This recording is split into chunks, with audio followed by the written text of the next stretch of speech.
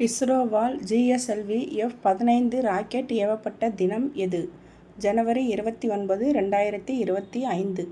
நுகர்வோர் பாதுகாப்பு சட்டம் இயற்றப்பட்ட ஆண்டு எது? 1986. மருந்து கட்டுப்பாட்டு சட்டம் இயற்றப்பட்ட ஆண்டு எது? 1950. பொருட்கள் விற்பனை சட்டம் இயற்றப்பட்ட ஆண்டு எது? 1930.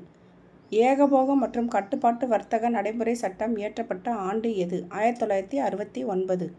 பிற்படுத்தப்பட்ட வகுப்பினர் குறித்து ஆய்வு செய்ய அமைக்கப்பட்ட குழு எது? பி. மண்டல் ஆணையக் குழு.